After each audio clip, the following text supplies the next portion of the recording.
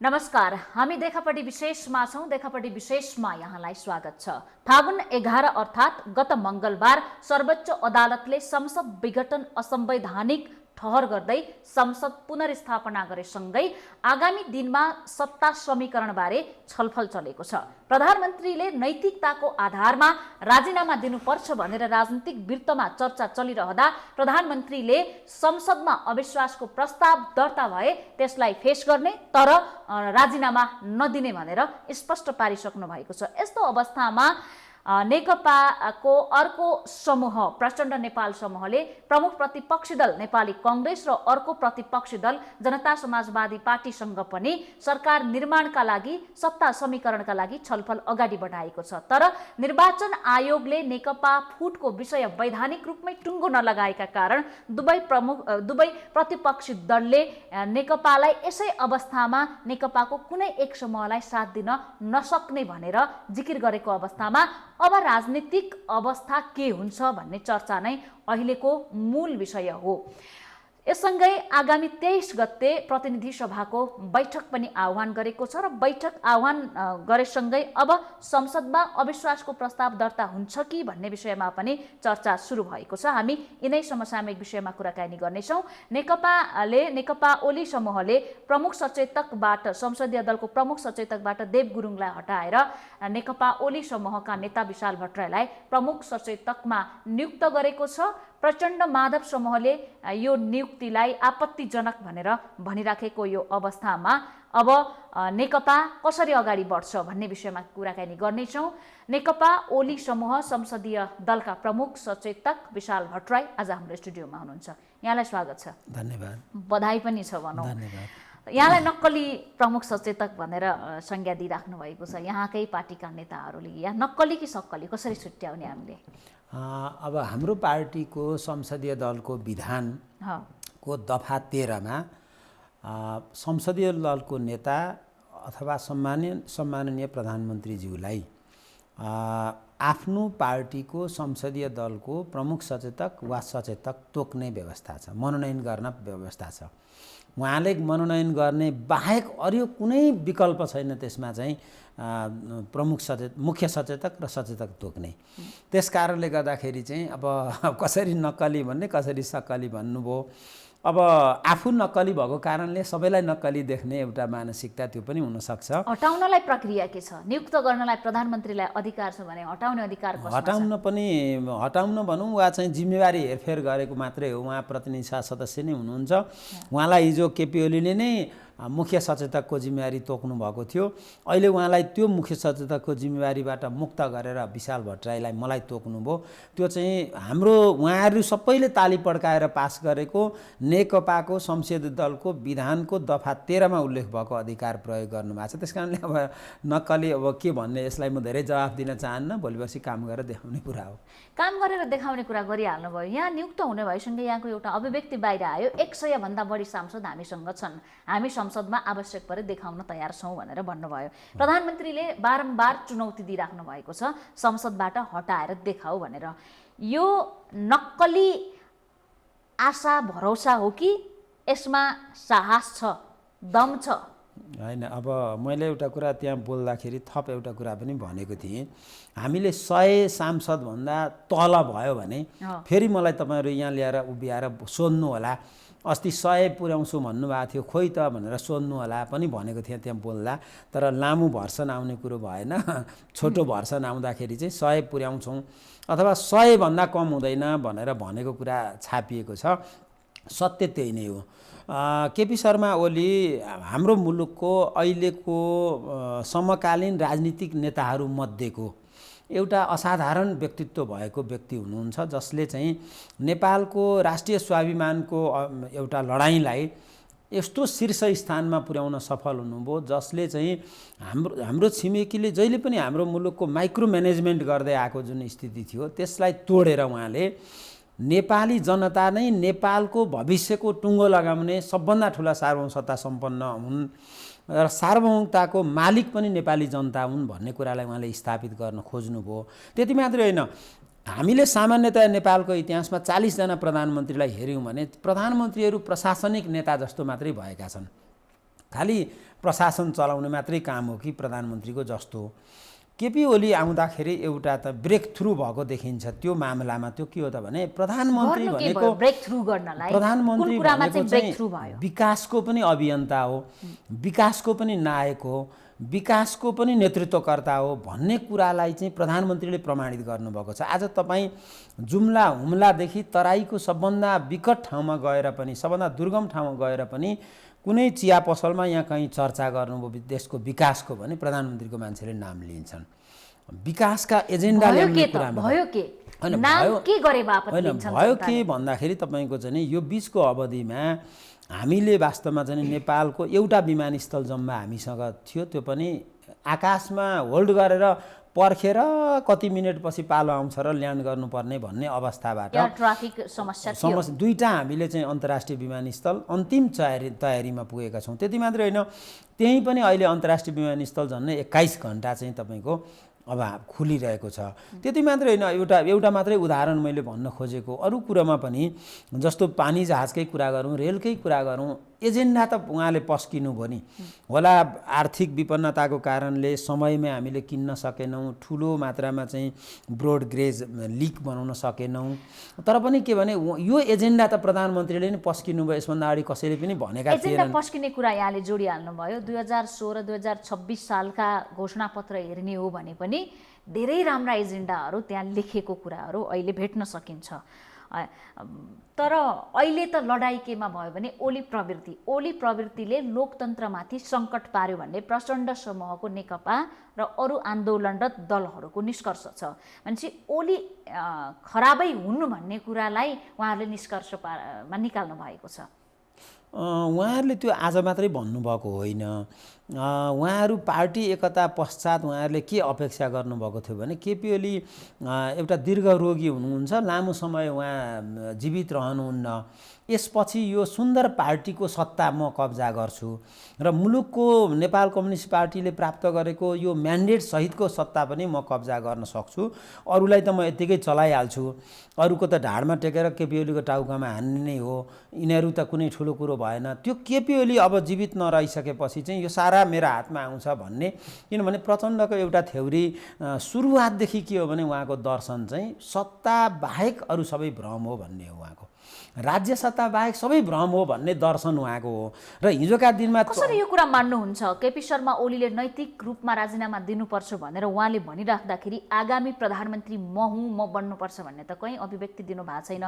बरु प्रधानमन्त्री को बन्छ भन्ने बारेमा प्रश्न गर्दा पनि उहाँले त्यो सहमतिमा हुने कुरा हो भनिराख्नु भएको छ। त्यसकारणले उहाँले सत्तामै जान खोजेको हो भन्ने कुरा त अभिव्यक्तिले प्रस्ट्याउँदैन। 2077 साल पुस 5 गतेका दिन 3:30 जाँदा हाम्रो सङ्घीय संसदको सचिवालयमा एउटा 83 जना सांसदहरूको हस्ताक्षर सहितको केपी ओली विरुद्धको अविश्वास प्रस्ताव दर्ता भएको छ। हाम्रो संविधान अनुसार प्रधानमन्त्रीका विरुद्धको अविश्वासको प्रस्ताव दर्ता गर्दाखेरि भावी प्रधानमन्त्रीको नाम पनि प्रस्तावित गर्नुपर्छ र त्यसमा उहाँको नाम प्रस्तावित भएर आएको छ। यद्यपि सभामुखले अब आफ्नो सभामुखको कर्तव्यलाई समेत च्युत भएर 10:30 बजे प्राप्त भएको भनेर त्यसमा तोक चाहिँ लाउनु भएको छ। भोलिपल्ट संसद सचिवालयले वक्तव्य निकालेर 3:30 बजे नै आएको भनेर उहाँले भन्नुभएको छ। सभामुखले त्यहाँसम्मको कृत्य काम गर्नुभयो, तर प्रसङ्ग अर्कै थियो। अब त्यसपछि तपाईँले प्रचण्डले गर्नुभएका सारा गतिविधि तपाईँले हेर्नुभयो भने आज 34 वर्ष उहाँ पार्टीको प्रमुख हुनुभयो, विभिन्न कम्युनिस्ट घटकहरूको एउटा पनि महाधिवेशनमा बाकस राखेर अर्को कुनै समकक्षीसँग प्रतिस्पर्धा गरेर उहाँ निर्वाचित हुनुभएको छैन। जहिले पनि अर्कालाई गलत्याउने र नेता हुने गर्नुभएको छ। त्यही तरिका केपी ओलीको हकमा पनि उहाँ जीवित भएर आएपछि उहाँले कोसिस गर्नुभयो। केपी ओली त 76 सालको मङ्सिरको 5 गतेका दिन ट्रान्सप्लान्ट गर्न टिचिङ हस्पिटल जानुभयो, अनि फर्केर उहाँ चाहिँ डाक्टरले तोकेको डिस्चार्जको मितिभन्दा 2 दिन अगाडि डिस्चार्ज भएर ठमठमी हिँडेर आउनुभयो। त्यसपछि चाहिँ प्रचण्ड बिरामी हुनुभयो, अरू कतिपय नेताहरूलाई रोग लाग्यो र उहाँहरू चाहिँ के हो त भन्दाखेरि केपी ओली जीवित फर्केपछि पूर्ववर्ती उहाँको प्रवृत्तिलाई दोहोऱ्याउँदै फेरि उहाँलाई गलत्याएर निकाल्न प्रयास गर्नुभएको थियो। अरू गलतिएर गए पूर्ववर्तीहरू। आजको नेपालको राष्ट्रिय राजनीति केमा केन्द्रित छ भने प्रधानमन्त्रीले नैतिकताको आधारमा राजीनामा कहिले दिनुहुन्छ भन्ने कुरामा छ। दिन हुन्न भन्ने यहाँहरूको ठहर हो, प्रधानमन्त्रीले पनि भनिराख्नु भएको छ म दिन्न, म चुनौतीलाई फेस गर्छु भनिराख्नु भएको छ भने त्यो आफ्नो सत्ता टिकाउन हो या त्यसमा जनताका लागि केही सोच छ? होइन, आफ्नो सत्ता टिकाउन पनि अब बिल्कुलै होइन मैले भने पनि त्यति धेरै मान्छेले नपत्याउलान् होइन। आफ्नो सरकार टिकाउन जसले पनि खोज्छ र आफूसँग भएको जे हैसियत हो त्यसलाई जोगाउन जो कोही मान्छेले खोज्छ त्यो मानवीय स्वभाव पनि होला। तर आजका दिनमा केपी ओलीले के कारणले सत्ता छोड्नुपर्ने भन्ने कुराको जस्टिफिकेसन उहाँहरूसँगबाट आउनु पर्यो नि। के कारणले छोड्नुपर्ने? उहाँलाई हतार लाग्यो, उहाँलाई छिटो पदमा पुग्नु पर्यो, उहाँले मृत्यु नजिकै देख्दै हुनुहुन्छ, त्यसभन्दा अगाडि नै छिटै चाहिहाल्यो, उहाँ चाहिँ तपाईँको आफ्ना परिवारका मान्छेलाई सेट गर्नु पर्यो, गुटका मान्छेलाई सेट गर्नु पर्यो। के कारणले चाहिँ उहाँलाई चाहिएको हो भन्ने कुराको पुष्टि छैन। अब जहाँसम्म सर्वोच्च अदालतको फैसलाको प्रसङ्ग छ, सर्वोच्च अदालतले 11 गते गरेको फैसला भनेको चाहिँ केपी ओलीले पद छोड्नुपर्छ भनेको होइन नि त। प्रतिनिधि सभा विघटनको सिफारिस असंवैधानिक छ भन्यो। न्यायिक निरूपण सर्वोच्च अदालतले गर्यो, तर राजनीतिक क्वेसनको निरूपण त सर्वोच्चले गर्ने कुरा आउँदैन। उनले के भन्यो सँगसँगै भने 13 दिनभित्र संसद बोलाउनुहोस् भनेर भन्यो।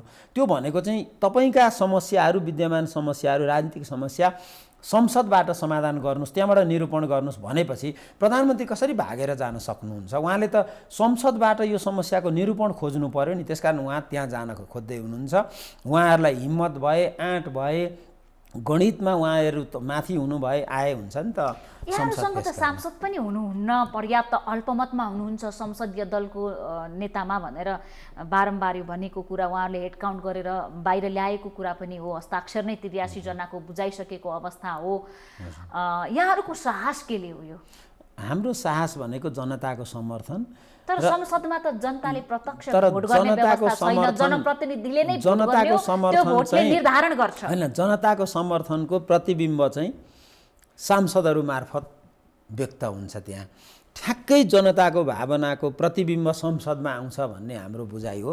र संसदमा के आउँछ त भने 3 वर्ष उहाँहरूकै कोपभाजनको कारणले ठहरावमा परेको नेपालको कम्युनिस्ट पार्टीलाई हामीले यो 2 महिनाको अवधिमा गाउँ गाउँ र टोल टोलसम्म पुर्यायौँ। यति मात्रै पुर्यायौँ कि प्रधानमन्त्रीले चालेका असल कदमहरूलाई पनि हामीले जनताका बिचमा पुर्याउन सक्यौँ। र सँगसँगै के पनि पुर्यायौँ भने प्रधानमन्त्रीले चालेका कदमहरूलाई यी मान्छेहरूले हामीलाई अप्ठ्यारो पार्न खोजेका छन् है भनेर ती पात्रहरूलाई पनि हामीले उनीहरूको त्यो प्रवृत्तिको पनि भण्डाफोर गरेका छौँ। र ठ्याक्कै जनताले हामीलाई समर्थन गरेको कुरा चाहिँ सर्वत्र देखिएको छ। आज 3 महिना अगाडिको केपी ओली प्रतिको आलोचना र अहिले हेर्नुभयो भने त्यो सामाजिक सञ्जालमा होस् या आम सञ्चारमा होस् वा सामाजिक अभियन्ताहरू भनौँ या मिडियामा हेर्नु, सर्वत्र केपी ओलीको पक्षमा देखिन्छ। हिजो मात्रै, अस्ति मात्रै, अब एकछिनलाई तुलनै गरेर हेरौँ न। हिजो अस्ति नाकाबन्दीको सामना गर्ने कुरा गरौँ केपी ओलीको, वा चाहिँ अयोध्याको विषयमा उहाँले बोलेको कुरा गरौँ, या चाहिँ नक्सा प्रकाशित गरेको कुरा गरौँ, र हिजो अस्ति हाम्रो अध्यक्ष प्रचण्डले बोलेको कुरा तुलना गरेर हेरौँ। उहाँले भन्नुभयो काङ्ग्रेस, हामी र जनता समाजवादी पार्टीको चाहिँ कम्बिनेसनमा बन्ने सरकार चाहिँ भारतको लागि पनि कम्फर्टेबल हुन्छ भनेर भन्नुभयो। अब हामी कसको कम्फर्टेबल हुने गरी काम गर्दैछौँ? चाइना पनि जोडिएको छ र त्यो अब मित्रताको हिसाबले पनि भन्नुभएको होला। तर केपी ओली पनि भारतकै इसारामा हडबड गर्नुभयो भन्ने छ नि त।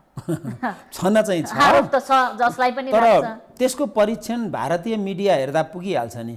भारतको मिडियाले केपी ओलीलाई के भन्दैछ? भारतको संस्थापन निकटको मिडिया, भारतको राज्य संयन्त्रसँगको नजिकको मिडियाले केपी ओलीलाई कति गाली गर्छ र उहाँहरूसँग कति अपेक्षा गर्छ? त्यो मिडिया देख्दै नदेख्नेहरूले, विश्लेषण नगर्ने मान्छेहरूले चाहिँ उताबाटै हो कि केपी ओली पनि भनेर भन्न सक्छन् मान्छेले। तर त्यो केपी ओली जसलाई चाहिँ भारतीय मिडियाले हरेक दिन गाली गरेको छ, अझ भारतीय पत्रकारलाई बोलाएर उहाँले चाहिँ 15 मिनट त भारतको इतिहास पढाउनु भएको हामी दुनियाँले देखेका छौँ। अब त्यो केपी ओलीलाई चाहिँ भारतले नै पठाएको वा उहाँले नै सिकाएको भन्ने टाइपको टिप्पणी भनेको चाहिँ त्यो त्यो पुष्टि नहुने र त्यो वास्तवमा चाहिँ नि एउटा तर्कहीन कुरा हो जस्तो लाग्छ मलाई। जस्तो अब प्रचण्ड माधव नेपाल समूह त सशक्त ढङ्गले अघि बढेको छ। प्रमुख प्रतिपक्षी दल नेपाली कङ्ग्रेस सभापतिलाई पनि भेटिसकेको छ, जसपालाई पनि भेटेको छ। अब संसदमा अविश्वासको प्रस्ताव दर्ता गर्दा साथ दिनु पर्यो, सत्ता समीकरण गरौँ, तपाईँले नेतृत्व लिनुहुन्छ भने मलाई आपत्ति छैन भनेर डाक्टर बाबुराम भट्टराई, शेरबहादुर देउबा, प्रचण्ड, माधव कुमार नेपाल, झलनाथ खनाल जो पनि प्रधानमन्त्री भए प्रचण्डलाई आपत्ति छैन, मात्र केपी ओली हट्नु पर्यो भनेर डटेर लाग्नु भएको कुरा बाहिर आइराखेको छ, थाहा पाउनु। त्यत्रो शक्ति एकातिर छ, केपी ओली एक्लैले संसदमा म जित्छु भनेर जित्ने हो? सांसद त सबै उहाँहरूतिर हुनुहुन्छ नि, अधिकांश जस्तो। अब मैले सामाजिक सञ्जालहरूतिर आएका कतिपय क्षुद्र कुराहरूलाई लिने हो भने त अब स्यालहरू जति भए पनि बाघलाई शिकार गर्न सक्दैनन् भन्न पनि सक्छु, तर त्यतातिर म त्यति धेरै तल गर्न भने। तर कुरो के हो भने मान्छे जनताले चाहिँ त्यही भन्दैछन्, तर कुरो के सत्य हो भने त्यो केपी ओली जसले जनताको असाधारण समर्थन प्राप्त गर्नुभएको छ र नेपालको विकासको एउटा ठुलो अभियन्ताको रूपमा प्रस्तुत हुनुभएको छ र नेपाली जनताको आत्मनिर्णयको अधिकारलाई उहाँले साँच्चीकै स्थापित गर्न खोज्नुभएको छ, उहाँको पक्षमा भएको जनताको समर्थन र आम रूपमा सांसदहरूको समर्थन हेर्दाखेरि वास्तवमा उहाँहरूको प्रयास चाहिँ वास्तवमा मिथ्या साबित हुन्छ। उहाँहरू किन भेला हुँदै हुनुहुन्छ? जसपाले प्रचण्ड माधव नेपालको नेकपालाई साथ दियो भने त यहाँले भने जस्तो मिथ्या साबित हुन सक्दैन, त्यो त एउटा परिणाम दिन्छ, त्यसले रिजल्ट दिन्छ। एउटा स्थितिमा मात्रै केपी ओलीको सरकार ढल्छ, त्यो के हो भने नेपाली काङ्ग्रेसको तर्फबाट नेपाली काङ्ग्रेसका सभापति शेरबहादुर देउवालाई प्रधानमन्त्री बनाउने गरी अविश्वासको प्रस्ताव संसदमा आयो भने र उहाँहरूले त्यहाँ मतदान गर्नुभयो भने यो सरकार ढल्छ। अरू कुनै कन्डिसनमा यो सरकार ढल्ने अवस्था छैन। तर त्यो कन्डिसन आउँछ कि आउँदैन भन्दाखेरि नेपाली काङ्ग्रेसले के भन्दैछ भने अहिलेसम्म पनि हाम्रा नेता त मागेको मागै हुनुहुन्छ केपी ओलीको राजीनामा। नेपाली काङ्ग्रेसको तर्फबाट औपचारिक रूपमा अहिलेसम्म पनि केपी ओलीको राजीनामा माग गरिएको छैन र सरकार परिवर्तन गर्ने कुरा उसले गरेको छैन। त्यस कारणले गर्दाखेरि तर एउटा छलफलमा दुवै पक्षको नेकपासँग समान रूपले खुल्ला हुने भन्ने उनीहरूले निर्णय गरेका छन्। पदाधिकारीकै बैठकले काङ्ग्रेसको आफ्नो एउटा प्रतिस्पर्धी पार्टी सकेसम्म विभाजनमा जाओस् र विभाजनमा जाँदा पनि ठ्याक्क आधी आधी भएर विभाजन होस् र भोलिका दिनमा हामीलाई सहज होस् भन्ने एउटा राजनीतिक दलले सोच्ने कुरा स्वाभाविकै मान्नुपर्छ। देउवाले त पार्टी फुटाउने अध्यादेश ल्यायो भने पनि समर्थन गर्न सकिन्छ भन्नुको कारण नेकपा छिटो फुटे हुन्थ्यो भन्ने आश गरे हो काङ्ग्रेसले। एकदमै त्यो त स्पष्टै देखिन्छ र अब प्रधानमन्त्रीले त्यस्तो कदम चाल्नुहुन्छ त? उहाँहरूले नभने पनि हामी के अनुमान गर्न सक्छौँ सबैले भने उहाँहरूको ठुलो प्रतिस्पर्धी पार्टी नेपाल कम्युनिस्ट पार्टी विभाजित भइदियो भने हामीलाई सजिलो हुन्छ भन्ने त उहाँहरूको यसै पनि भइ नै हाल्छ, त्यो कुनै ठुलो कुरै भएन। त्यसो भए नेकपाको दुर्दशाको बारेमा जोड्नु, अब जनताले झन्डै 2/3 मत दिएर 5 वर्षका लागि स्थिर सरकार चलाऊ भनेर यहाँहरूलाई मत दिए। त्यो मत पनि भत्ताभुङ्ग, पार्टी पनि भत्ताभुङ्ग अवस्थामा पुर्याएर प्रमुख प्रतिपक्षी दलको सभापतिलाई, प्रमुख नेतालाई तपाईँ प्रधानमन्त्री बनिदिनुहोस् भनेर दुवै पक्षबाट प्रस्ताव गर्नु तपाईहरुका लागि कति गर्विलो विषय हो? यो जनताको मतको अपमान होइन? होइन, दुवै तर्फबाट भन्ने तपाईको भाषा चाहिँ अलिकति सच्याउँछु म। हाम्रो तर्फबाट केपी शर्मा ओलीको तर्फबाट तपाईँ प्रधानमन्त्री बनिदिनुहोस् भनेर आजका मितिसम्म पनि कसैलाई पनि भनेको छैनौँ हामीले र भन्ने पक्ष यहाँ पनि छैनौँ अहिले। मात्र एउटा कुरो के हो त भन्दाखेरि जनताको मतको अपमान चाहिँ कसले गर्दैछ भन्दाखेरि जसले चुनावको घोषणापत्रमा स्थायित्वको एजेन्डा राख्यो र त्यो चिज चाहिँ अनुमोदित भएर पनि आयो अनि 5 वर्षको प्रधानमन्त्री भनेर केपी ओलीलाई भावी प्रधानमन्त्री भनेर मत मागियो अनि त्यसपछि चाहिँ अब जब 2 वर्ष कट्यो त्यसपछि तुरुन्तै अविश्वासको प्रस्ताव ल्याउने, हटाइहाल्ने, तुरुन्तै अध्यक्ष पनि प्रधानमन्त्री पनि हटाउने ढङ्गले जसरी उहाँहरू प्रस्तुत हुनुभयो त्यो चाहिँ जनताको अपमान हो। त्यसकारण त्यो जनताले के बुझेका छन् भने यो बीचमा अहिले हामीले 2 महिना चालेको कदमले जनताले के बुझेका छन् भने साँच्चै हिजो हामीले हालेको मतको कदर चाहिँ केपी ओलीले गर्नुभएको छ र त्यो मतको अपमान गर्ने काम चाहिँ माधव नेपाल प्रचण्डले गर्नुभएको कारणले गर्दाखेरि हामी केपी ओलीसँग रहन्छौँ भनेर लाखौँ मान्छेहरूले चाहिँ सडकमा उत्रेर विभिन्न माध्यमबाट अभिव्यक्ति गरेको कारणले त्यो जनताको अपमान गर्ने काम उहाँहरूले गर्नुभएको छ। र अर्को थप तपाईँले गरेको क्वेसनको कुरो के हो भने उहाँहरू भरतपुर पुग्नु भएको थियो, चितवन पुग्नु भएको थियो। चितवनमा आमसभा थियो क्यारे, त्यो छोडेर हस्याङ फस्याङ गर्दै पसिना पसिना हुँदै चाहिँ बुढा नीलकण्ठ पुगेर बा अर्कोले पो पहिले गएर भनिहाल्छ कि भन्ने लाग्यो कि क्या हो, आफ्नो आम सबै छोडेर कुदेर आएर चाहिँ ल प्रधानमन्त्री तपाईँ बनिदिनु पर्यो भनेर बडो चाहिँ प्रणाम गरेर उहाँहरूले रिक्वेस्ट गर्नुभयो। तर पनि खोइ तपाईँहरूको कुन पार्टी हो भनेर क्वेसन सोधियो भन्ने पनि सुनियो। राजेन्द्र महतोले त अब लाइभमा देखिने गरी सुनिने गरी उहाँले चाहिँ कुन पार्टीबाट आउनुभएको भनेर सोध्नुभयो। त्यो कति लज्जाबोध हुनुपर्ने हो एउटा चाहिँ राजनीतिक दलको नेताका लागि। त्यसमा प्रधानमन्त्री भइसकेका व्यक्तिहरूले त्यो बाटोमा जब त उहाँहरू हुनुहुन्छ, जति हतारोमा हुनुहुन्छ, जति आत्तिनु भएको छ, त्यो देख्दाखेरि चाहिँ केपी ओली कति बलियो हुनुहुँदो रहेछ भन्ने कुरा त उहाँहरूको दौडधुपले पनि देखिन्छ जस्तो लाग्छ मलाई। केपी ओली कमजोर हुनुभएको भए त किन दौडधुप गर्नु पर्थ्यो, किन हस्याङ फस्याङ गर्नु पर्थ्यो, किन कुद्नु पर्थ्यो र जस्तो लाग्छ। प्रचण्डलाई पनि मुलुकको चिन्ता छ। 10 वर्षसम्म जनयुद्धको कमान्डर बनेर काम गर्नुभयो। मुलुकको परिवर्तनका लागि उहाँको अहम भूमिका छ। लोकतन्त्र बचाउका लागि यति दौडधुप गरिराख्नु भएको छ। केपी ओलीलाई सरकारबाट हटाएर कुनै अर्को व्यक्ति प्रधानमन्त्री बन्दा यदि मुलुक ठिकठाक हुन्छ भने तपाईँहरूले पनि त राजीनामा दिदिनुहोस् भन्ने भयो नि। मुलुक ठिकठाक गर्ने पात्रहरू कस्ता हुनुहुन्थ्यो भन्ने कुरा त विगत उहाँहरूको हेर्दा पुगि नै हाल्छ नि।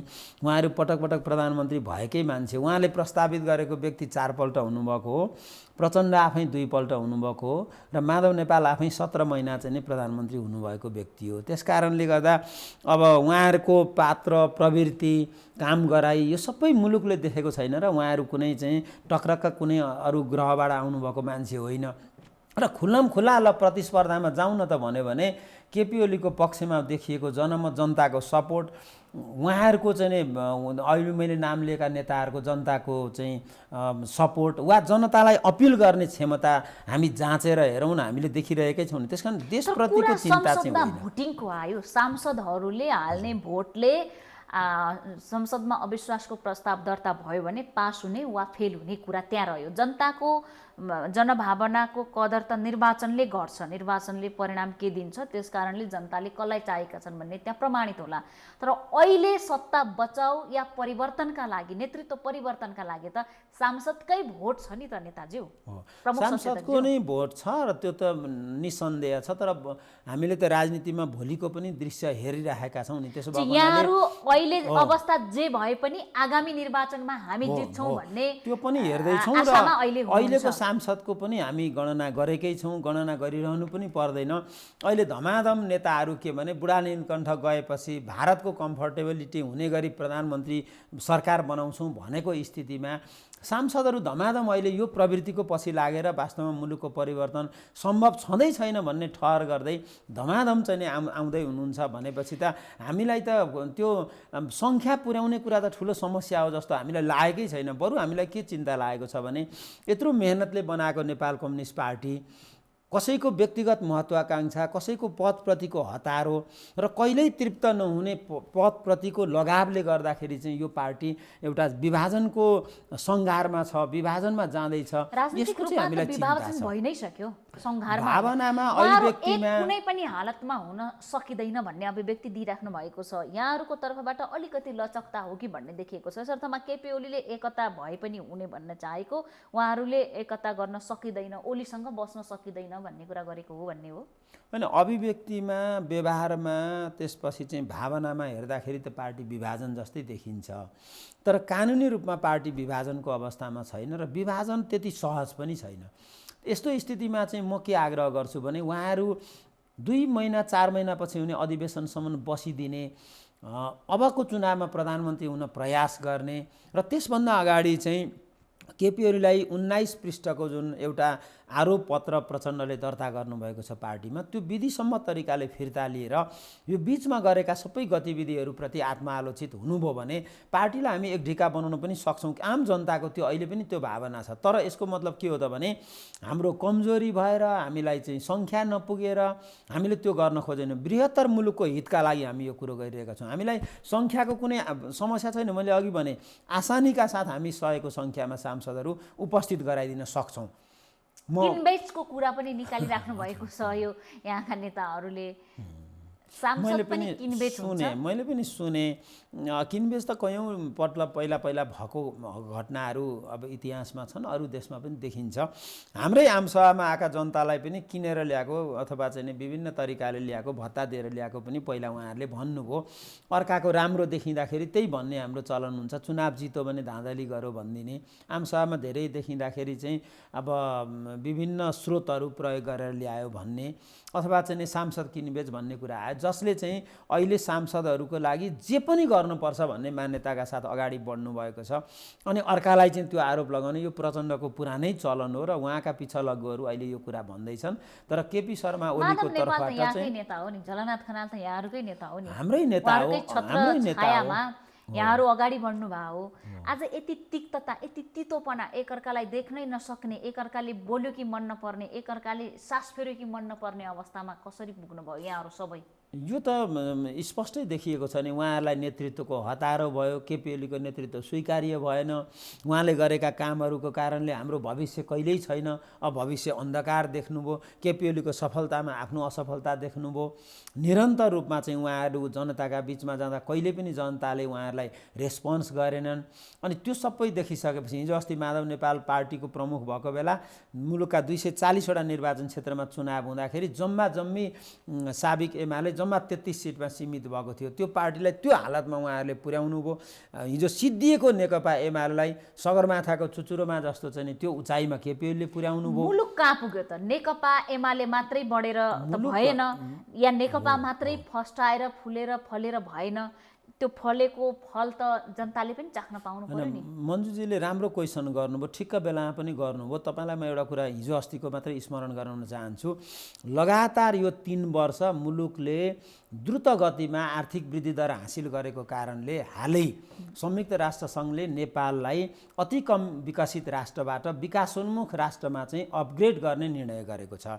अब मुलुक कहाँ पुग्यो भनेर हेर्दाखेरि 7.1% आर्थिक वृद्धि दर नेपालको इतिहासमा हामीले एकदमै ठुलो चाहिँ नि एउटा महत्त्वपूर्ण उपलब्धि हासिल गरेका हौँ। ल कुन चाहिँ तथ्याङ्कमा उहाँहरू बहस गर्न आउनुहुन्छ? युएनडिपीले प्रकाशित गर्ने एसडिआईको कुरा गरौँ, अथवा चाहिँ वर्ल्ड ब्याङ्कले प्रकाशित गर्ने डुइङ बिजनेस इन्डेक्सको कुरा गरौँ, नेपालको आर्थिक वृद्धि दरको कुरा गरौँ।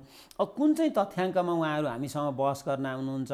तपाईँको चाहिँ ह्याप्पिनेस इन्डेक्समा नेपाल माथि छ हैन, सुशासनमा नेपाल जहिले पनि माथि, हरेक वर्ष माथि बढिरहेको छ।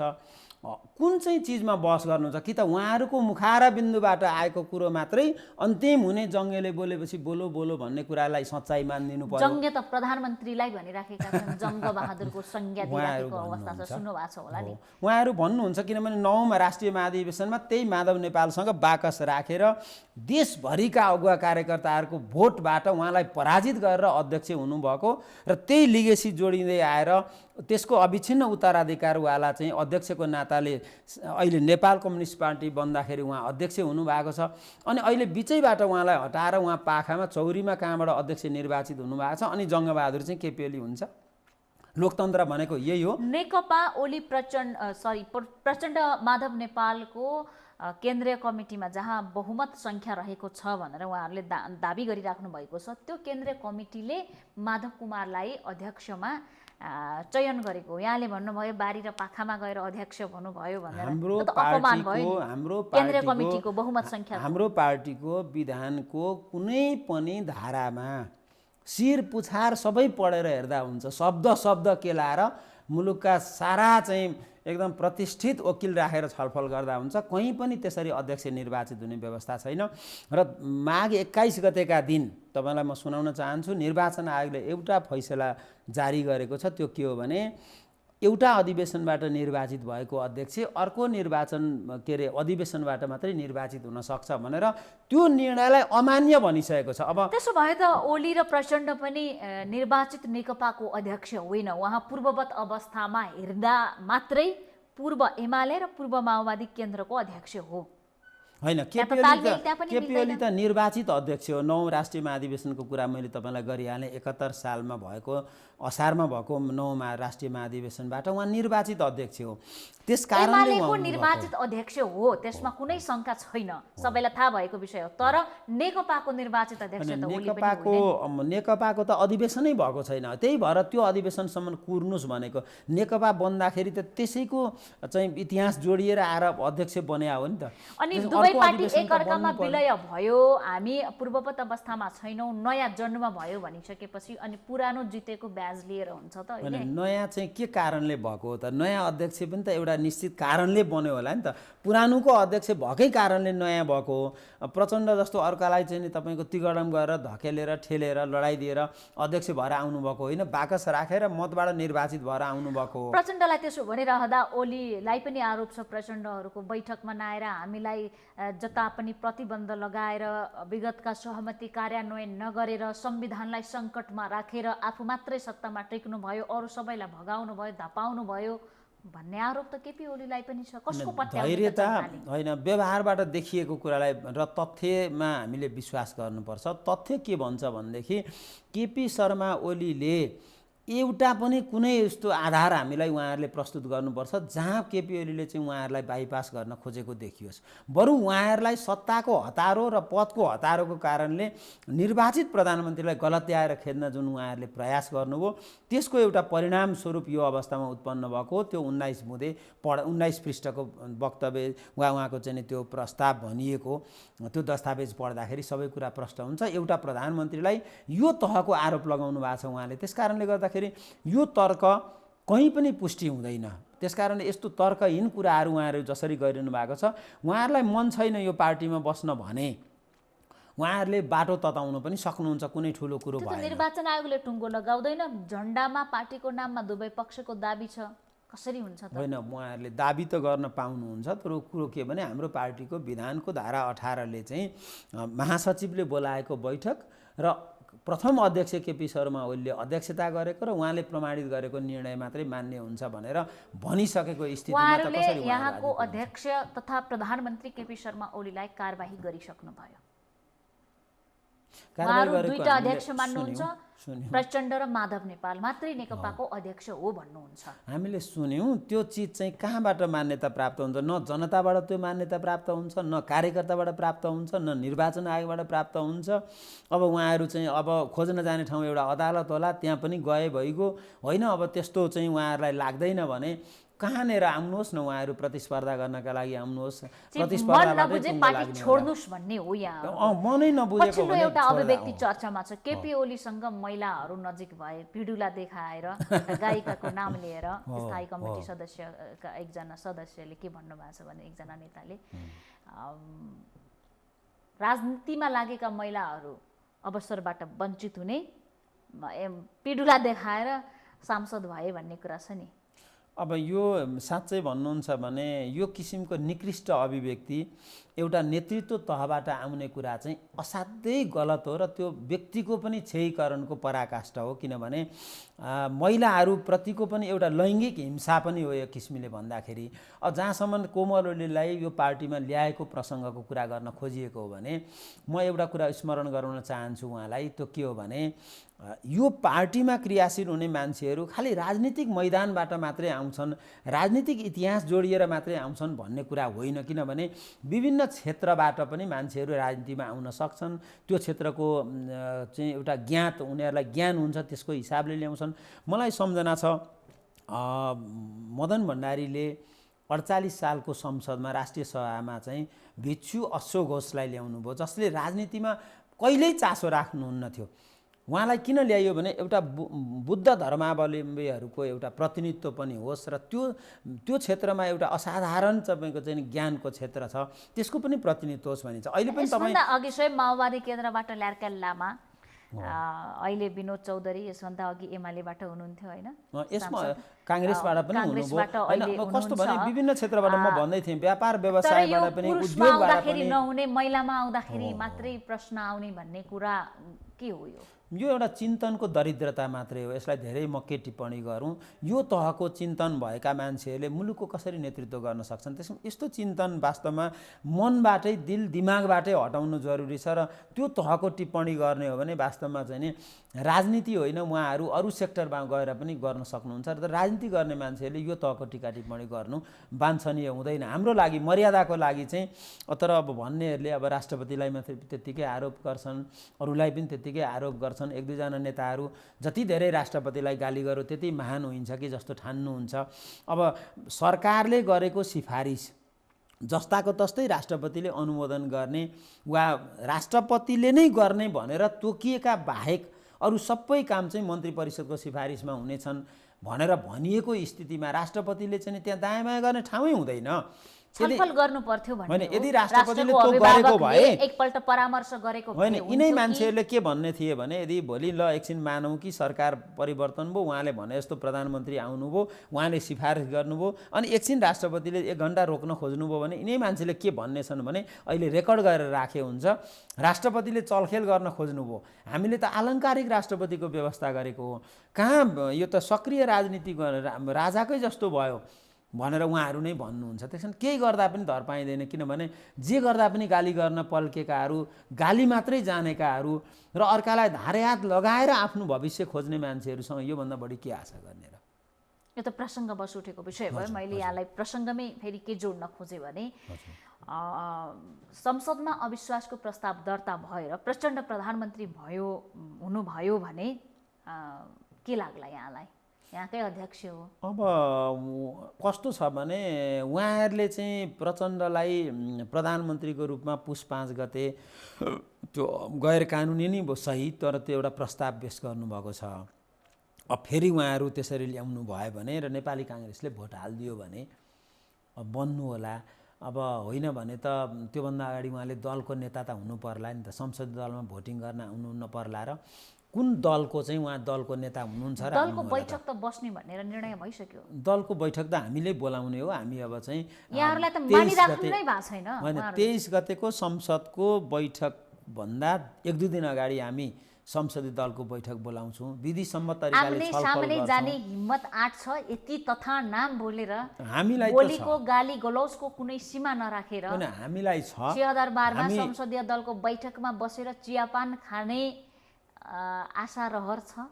कस्तो भने केपी ओलीको यही त महान संस्कार छ। उहाँहरूले कहाँबाट निकाल्यौँ, कारबाही गऱ्यौँ, के भनेर अर्को नेता चुन्यौँ पनि भन्नुहुन्छ, तर केपी ओलीले अहिलेसम्म निष्कासन गर्नुभएको छैन उहाँहरूलाई। त्यसैले कमजोर भएर हो कि? अब कमजोर र बलियो त भोलि पनि देखिने कुरा हो। मैले अघि पनि त्यो प्रसङ्ग त ल्याइसकेँ। हामी कहीँ पनि कमजोर छैनौँ, कुनै मोर्चामा कमजोर छैनौँ, न नैतिक बलमा, न हामीले गरेको कामहरूमा, न संविधानमा, न कानुनमा, न चाहिँ गणितमा, केहीमा पनि हामी कमजोर छैनौँ। कमजोरीको कुरो त कमजोर नभएको भए दुनियाँदारी शक्तिहरूलाई भेला पार्दै हिँडिन्छ। छिमेकीहरूको इन्ट्रेस्टमा म काम गर्छु भनेर सार्वजनिक सञ्चार माध्यममा बोलिन्छ। बुढा नीलकण्ठमा गएर प्रधानमन्त्री बनिदिनुहोस् न भनिन्छ। अनि राजेन्द्र महतोले तपाईँ कुन पार्टीबाट आउनुभएको भनेर त्यो तहका नेतालाई भन्दा पनि अलिकति पनि पिन्च हुँदैन, अपमान बोध हुँदैन। त्यो तहको निकृष्ट काम गरेर हिँड्ने मान्छेहरूले अरूलाई के नैतिकताको पाठ पढाउनु? त्यसैले यो कुरो चाहिँ बेतुकको कुरा हो।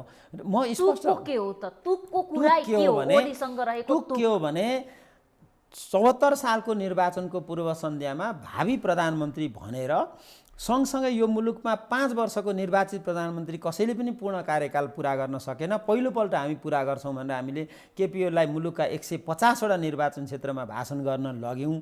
अनि प्रधानमन्त्री बनेका भोलिपल्टबाट उहाँलाई हटाएर आफू बन्न खोज्यौँ। सबभन्दा ठुलो अनैतिक काम उहाँहरूले त्यहाँ गर्नुभयो।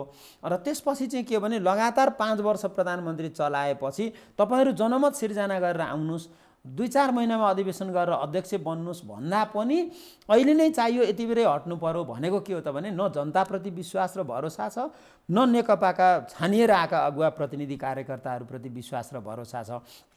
कसै पनि प्रति पनि विश्वास र भरोसा नभएकाहरू अब छिमेकी मित्र राष्ट्र जसले सधैँ हामीलाई हस्तक्षेप गर्छ उसप्रतिको विश्वास लिन खोज्ने अथवा चाहिँ तपाईँको अरू दलका सांसदहरूप्रतिको विश्वास खोज्ने, यही हो बेतुकको भनेको। यहाँनिर एउटा कुरा केपी ओलीले पनि झुक्क्याउनु भयो कि प्रचण्डलाई 2.5 वर्ष भनेर 2075 जेठ 2 गते सहमति गर्नुभयो। मङ्सिर 4 गते संशोधन गर्नुभयो। अनि प्रचण्ड त आफै के गर्नुहुन्थ्यो, ओलीले त सत्तामा आफै बस्छु भन्नुभयो नि त, सहमति गर्नुभयो, सत्ता छोड्नु भएन। बिचरा त नभनौँ, तर केपी ओलीले के गर्नुहोस् त, हेर्नु त बहुमत प्राप्त भएको छ, दुईटा पार्टीको गठबन्धन, त्यत्रो घोषणापत्र बनेको छ, त्यत्रो आमसभामा बोलेका छौँ। अब म भन्छु, म यसलाई सक्छु। अब उहाँले होइन, म भन्दैछु, अब उहाँ चाहिँ निर्वाचित भइसकेपछि सरकार बनाउने भावी प्रधानमन्त्री भनेर सार्वजनिक बोलेको मान्छेलाई प्रधानमन्त्री बन्न नदिएर आफू बन्न दूतावासहरू र अरू विभिन्न दरबारहरू धाम्दै गएर चाहिँ तपाईँको अर्को गठबन्धन बनाउन खोज्नु हुँदाखेरि चाहिँ यत्रो जनतालाई हामीले बोलेका छौँ, ल अरूले पो बोलेको कुरा चाहिँ धोका दिन चाहन्छन्, आफ्ना लागि जे पनि गर्न तयार हुन्छन्। केपी ओली त त्यो बाटोमा जान भएन। त्यसकारण केपी ओलीले के गर्नुभयो भने बरु ल मरोस् केही छैन, 2.5 वर्ष चाहिँ नि म सही गरिदिन्छु भनेर आँखा चिम्लेर कागजमा सही गरिदिनु भयो। तर एउटा यसमा प्रसङ्ग म तपाईँलाई सम्झाउन चाहन्छु। जब उहाँ किडनी ट्रान्सप्लान्ट गर्न चाहिँलाई शिक्षण अस्पताल महाराजगञ्ज जाँदै हुनुहुन्थ्यो, अघिल्लो दिन विज्ञप्ति जारी गरेर म पुरा अवधि उहाँलाई काम गर्न दिन्छु भनेर भन्नुभयो। अनि फेरि त्यसपछि उहाँ ठमठमी निको भएर निक्लेपछि अनि फेरि राजीनामा चाहियो। किन चाहिँ टिचिङ हस्पिटल जाने बेलामा चाहिँ म पुरा अवधि दिन्छु भनेर आम जनताको सहानुभूति बटुल्न खोज्नुभयो भन्दाखेरि त केपी ओली जिउँदो फर्किँदैन भन्नु। पेल्न त पेलेकै हो नि ओलीले। पार्टीको अध्यक्ष बनाएर राखिदिया छ। अब त्यसपछि तपाईँको चाहिँ तपाईँ कार्यकारी हुनुहोस् भनेर आधा अवधिपछि चाहिँ भनिएको छ। फेरि बैठकका निर्णय मान्दिन पनि भन्नुभयो। अनि त्यो पेलेको होइन, एउटा मान्छेलाई, एउटा अध्यक्षलाई, प्रचण्ड जो कहिले दोस्रो व्यक्ति भएर पार्टीमा सङ्गठनमा बस्नु भएन, उहाँको पनि आफ्नो मान मर्यादा छ, आफ्नो हैसियत भएको व्यक्ति हो। ओलीले पेलेको पेलै गर्नुभयो। अघि पनि तपाईँले भन्नुभएको हुनाले मैले यसलाई अलिकति स्पष्टै गर्नुपर्ने स्थिति रहेको कुरो के हो भने प्रचण्डले वास्तवमा चाहिँ नि बोलाउनु भएका बैठकहरू या बोलाउन खोजेका बैठकमा केपी ओली जानु भएन कि भन्ने गलत अर्थ पटक पटक लाग्दै आएको छ। एउटा कोठामा बसेर पहिला योजना बनाएर एजेन्डा तय गरेर अनि त्यसपछि एउटा आग्रह पालेर एउटा निश्चित मान्यता बोकेर यो निर्णय त्यहाँ लेख्नुपर्छ भनेर गएर एउटा सुनियोजित तरिकाले गुटबन्दी गरेर गइसकेपछि बेला बेलामा केपी ओलीले बैठक म अध्यक्ष हुँ, म एजेन्डा तयार गर्छु, महासचिवले बोलाउनुहुन्छ भनेर आफ्नो, उहाँ प्रधानमन्त्री पनि हो नि, देशप्रति जिम्मेवारी छ, त्यसकारण उहाँले केही दिन सार्न खोज्दा बैठकबाट भाग्यो। त्यो केपी ओली जसले तपाईँको चाहिँ हाम्रो छिमेकी मित्र राष्ट्रसँग कसैले आँखा जुदाएर बोल्दैनथे उसलाई तपाईँको चाहिँ 3 पटक निम्तो गर्दाखेरि तिमीले सिमानाको नाकाबन्दी हटाऊ अनि मात्रै भ्रमणमा आउँछु भनेर त्यति मात्रै नै सिंहदरबारको ग्यालरीमा बसेर संसदको रोस्टरमा बसेर च्यालेन्ज गर्नुभयो। पात्र केपी ओली बन्नु भयो। नेपाली जनताले केपी ओलीलाई सम्मान गरेर मत दिए, सम्मान गरे, केपी ओलीको एउटा छवि बन्यो। तर सामन्त गोयल आएपछि फेरि लोकप्रियता घट्यो नि। नेताको मन मस्तिष्क राष्ट्रियता बेला बेलामा परिवर्तन हुने रहेछ कि भन्ने आशंका गर्ने ठाउँ। भारतीय प्रधानमन्त्रीले पठाएको विशेष दूतसँग भेट्दाखेरि त्यो त उहाँहरूले गर्न खोजेको बदनामीको प्रयास बाहेक केही होइन, त्यो पनि केही समयमा सकियो नि त। त्यो त त्यस्तो कुरा गर्ने हो भने त तपाईँलाई एउटा घटना सुनाउँछु म। सिँगै तराईलाई चाहिँ एउटा छुट्टै राज्य बनाउँछौँ हामी। नेपाल बहुराष्ट्रिय राज्य हो, एक मधेस एक प्रदेश होइन, मधेस नै अर्कै देश हो। नेपाल बहुराष्ट्रिय राज्य हो, पहाड अर्कै देश हो, मधेस अर्कै देश हो भनेर सारा अभियान चलाइरहेको सीके राउतलाई नेपाल अखण्ड राष्ट्र हो भनेर मूलधारमा ल्याउँदाखेरि केपी ओलीलाई देश बेचो भन्ने मान्छेहरू पनि ती हुनुहुन्छ नि त। त्यसकारण उहाँहरूको प्रयास हो त्यो। तर जनमतको परीक्षण त हामीले 52 ठाउँमा गरेको उपचुनावले पनि देखायो नि त। केपी ओली प्रधानमन्त्रीमा हुनुहुन्थ्यो, उहाँहरू भन्नुहुन्थ्यो केपी ओलीले पार्टी सक्यो, अनुहारै देखाउन सकेन भनेको हामीले संख्यात्मक रूपमा यहाँहरू पछि पर्नु भयो। होइन, 27 ठाउँमा हामीले जितेको थियौँ, 27 ठाउँमा जितेका थियौँ, 32 ठाउँमा जित्यौँ। अब सङ्ख्या बढेको होइन र त्यो घटेको होइन नि, बढ्यो नि हाम्रो त्यो बेला। भोट काउन्ट गर्ने हो भने भोट त तल 27 ठाउँको र ठाउँबाट 32 मा पुगेपछि यसै पनि भोट बढेको छ। तर खालि मान्छेहरूले के भने धरान लगायतका 1-2वटा ठाउँहरूलाई हेरेर अलिकति पराजित भएको कि जस्तो भनेका मात्रै हुन्, तर खास परिणाम त्यो आएको होइन। हामीले त्यत्रो प्रधानमन्त्रीमै रहिरहन सफल हुनुभयो भने मुलुकलाई के फाइदा हुन्छ यति भन्नु। मुलुकलाई 3-4 वटा कुराहरू फाइदा हुन्छ। लडाई चलिराख्छ कि जनताका लागि केही हुन्छ। अब लडाइँ गर्नेहरू बसिरहनु भयो भने लोकतान्त्रिक मर्यादित स्वस्थ तरिकाले उहाँहरू लडाइँ गर्नुभयो भने हामीलाई त्यो स्वीकार्य छ, किनभने पार्टीभित्र लोकतान्त्रिक पार्टीमा अलिअलि त्यो कुरा हामी मान्छौँ। तर अहिलेकै जस्तो अलोकतान्त्रिक तरिकाले, अहिलेकै जस्तो मनपरितन्त्र तरिकाले, लोकतन्त्र भनेको अराजकता, मनपरितन्त्र छाडातन्त्र होइन। अघि तपाईँले भन्नुभयो जस्तो जे पाए त्यही बोल्न पाउने होइन लोकतन्त्र भनेको। त्यसका निश्चित मूल्य मान्यता आदर्शहरू हुन्छन्, सीमाहरू हुन्छन्। दाम्लै चुडाएर हिँड्न त पाइन्न नि त्यहाँ। त्यसभित्र बस्नुभयो भने उहाँहरूलाई हामी एउटा निश्चित सीमामा राखेर यो पार्टीभित्र समेटेर लान तयार छौँ।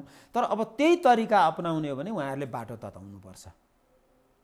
तपाईँले भन्दैमा प्रचण्ड माधव नेपालले बाटो तताउनु पर्छ भन्ने के जरुरी छ? अब त्यही देख्दै हुनुहुन्छ, उहाँहरू कोसिस त्यही गरिरहनु भएको छ। उहाँहरू खुब प्रयास गरिरहनु भएको छ। पार्टीको आधिकारिकता हामीलाई चाहियो, सूर्य चिन्ह हामीलाई चाहियो, प्रधानमन्त्री हामीलाई चाहियो, अध्यक्ष हामीलाई चाहियो भनेकै हुनुहुन्छ। त्यसबाट त त्यही कुरा देखिँदैन र अब तपाईँले सोध्दै हुनुहुन्छ केपी ओली रहिरहनु भयो भने के हुन्छ भन्नुभएको थियो। 3-4वटा कुरा चाहिँ अवश्य पनि हुन्छ। एउटा कुरा, नेपालको इतिहासमा पहिलोपल्ट 5 वर्षे प्रधानमन्त्री हामीले पाउँछौँ।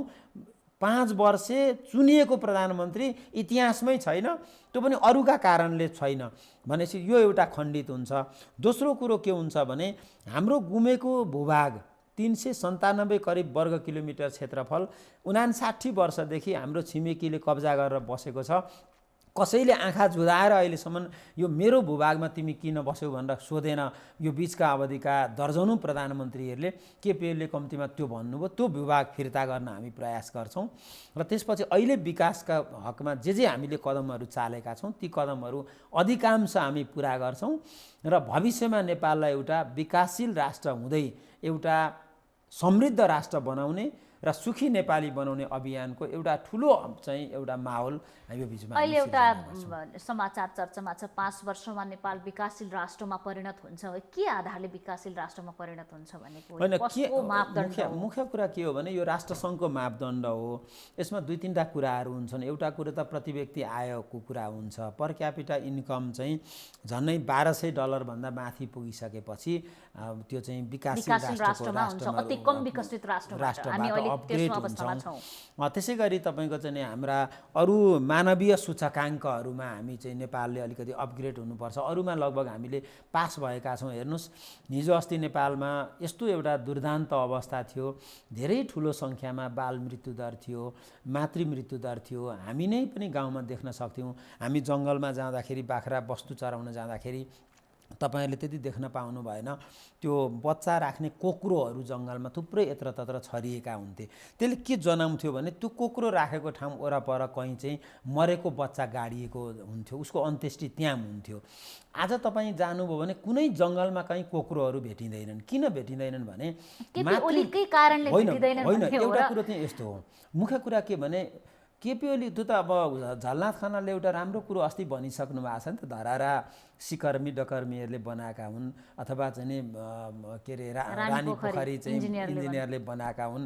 त्यसो भन्ने हो भने त त्यो चाहिँ के भने जसले कोक्रो लगेन त्यसलाई जस दिनुपर्ने हुन्छ त्यहाँ। तर मूल कुरो के हो भने कसले यसको नीति बनायो, कसले यसको नेतृत्व गर्यो, कसले भिजन ल्यायो भन्ने कुरा। आज किन सडकमा मान्छेहरू देखिँदैनन्? जे भने पनि तपाईँ केपी ओली निकटको नेता हो, यसकारणले मैले यहाँलाई एउटा के प्रश्न पनि सोध्न चाहे भने जसले जे भने पनि जनताले केपी ओलीलाई भरोसा गरेको सत्य हो, पत्याएको पनि सत्य हो, निर्वाचन ताका प्रधानमन्त्री भएकोमा जनता खुसी भएको पनि सत्य हो। तर प्रधानमन्त्री भइसकेपछि जनताले गरेका आशा अनुरूप केपी ओलीले काम गर्न नसकेको कुरा पनि त सत्य हो नि, मान्नुहुन्छ? त्यसकारणले जनतामा असन्तुष्टि छ, यति चाहेका छन् जनताले अपेक्षाकृत रूपमा काम होस्, शान्ति होस्। यसको यथार्थ तपाईँलाई विश्लेषण गर्छु। एउटा कुरा त हामी नेपालीहरूले एउटा के कमजोरी गरेका छौँ भने नेपालका सबै राजनीतिक दलहरूले चुनावभन्दा अगाडि वा आन्दोलनको पूर्व सन्ध्यामा हामी प्राय अलिक बढ्ता महत्त्वाकांक्षा पस्किने काम गर्छौँ, जसलाई यथार्थमा हाम्रो संरचनाले, हाम्रो कर्मचारी तन्त्रले, हाम्रो नेताहरूको भिजनले र हाम्रो बजेटले ती सबै पुरा गर्न सामर्थ्य राख्दो रहेनछ। त्यसकारण केही समयपछि जनतामा निराशा फैलिने काम प्रत्येक आन्दोलनपछि र निर्वाचनपछि भएको छ।